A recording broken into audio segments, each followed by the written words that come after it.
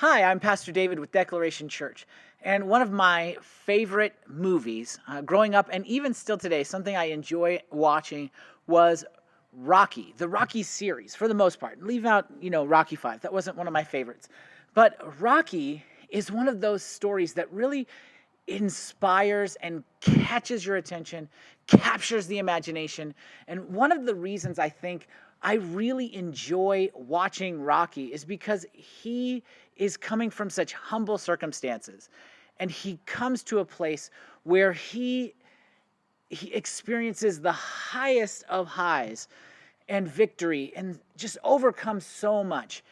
And I think it's always fun to watch someone who is humble, who is trying to elevate others, who's trying to serve others, as well as pursue their purpose and pursue their identity and pursue authenticity and living out who they really are in the world, succeed and overcome those who have excelled and who really have elevated themselves to the point where now they're not just living authentically who they are, they actually have begun to think more highly of themselves than they ought to think.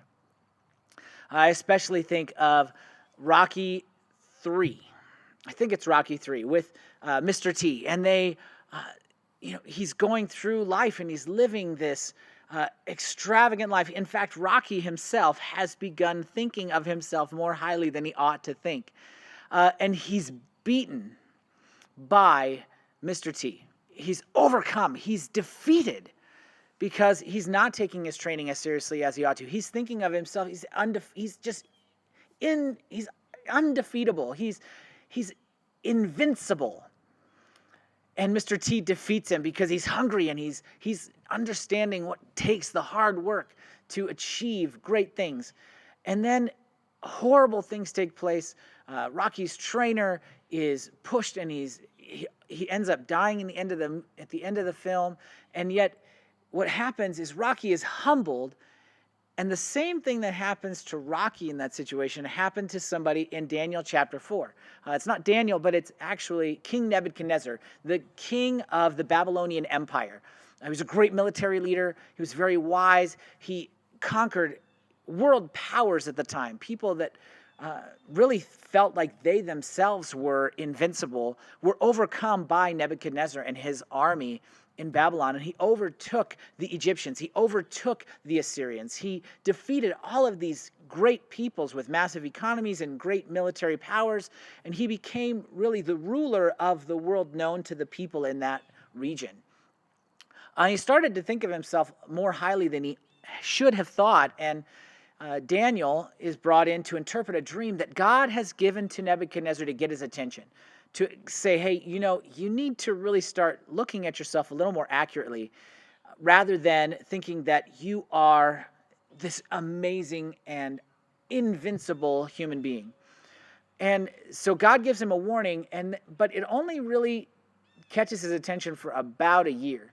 And then about 12 months later, according to Daniel chapter 4, he's walking on the roof of his palace, and he's just looking out at this amazing city. And he says, isn't this Babylon that I've built with my own power, with my own ability, with my own strength, with my own position? He starts to elevate himself, and he's thinking, I am everything in the world. I am the top of the top.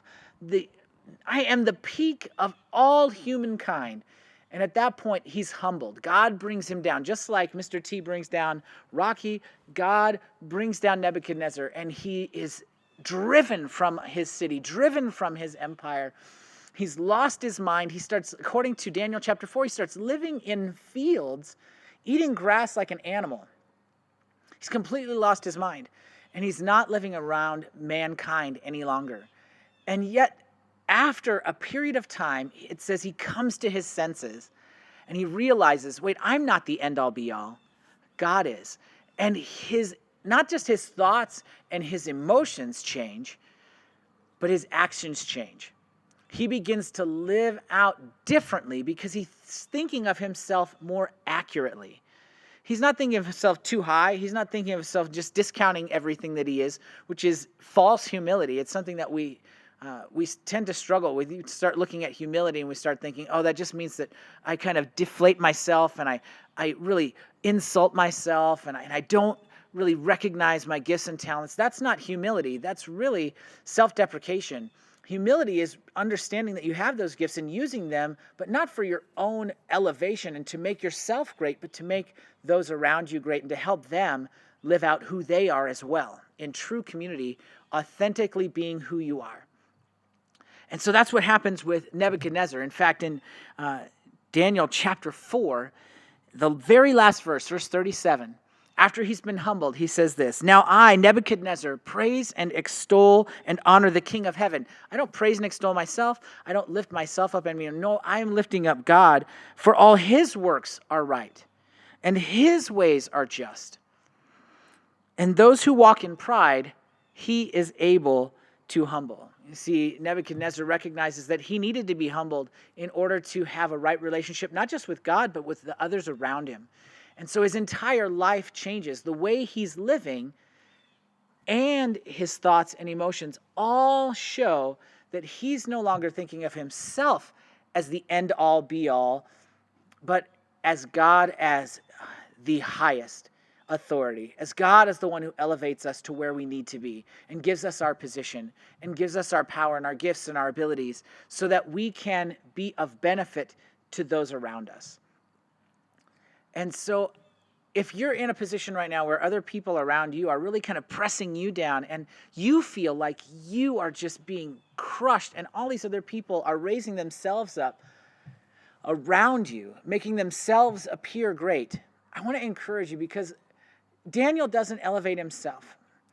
He doesn't really even, in fact, he comes humbly to the king and says, I hope this doesn't happen. I encourage you to change your ways. About 12 months before this happens, that's what's going on. Daniel interprets the dream and says, I wish this was for your enemies, but you're the tree, you're being cut down. I hope that you will change your ways. Just repent and turn and start walking and following God. Humble yourself before him. If you're in that position, I don't want you to go out and I want to encourage you to continue to live authentically who you are. Recognize who you are. Recognize your gifts. Recognize the talents that God has given you and live that out, even in the face of being ridiculed or pushed down, so that others can raise themselves up, because God will eventually lift you up in due time. He's going to raise you up to a place where you can influence people and help them become who he's created them to be. And he's going to humble those around you that have really raised themselves up. That's going to happen at some point. So I want to encourage you with that. But if you're listening to this, you're watching this video and you see yourself more in Nebuchadnezzar than in Daniel, which I know I've been in that position myself at times, I want to encourage you to really take an honest look at yourself and the way you're living your life and make the changes that need to be made before you're humbled by God. Humble yourself first. Repent now, turn and start living life authentically, evaluating yourself in a true and accurate way so that you can live out the life that God has called you to live. You can be the person God's called you to be and accomplish the purpose for which you've been created in him. So if this video has helped you at all, if you've been encouraged by this video, or if this is your wake-up call and you realize, hey, I need to make some changes in my life, I hope you'll give this video a thumbs up and share it with those around you who also need that encouragement. But at the same time, share this video, subscribe to the channel, use it as a tool to benefit others around you as well as yourself. As always, I'm Pastor David, and I'm out.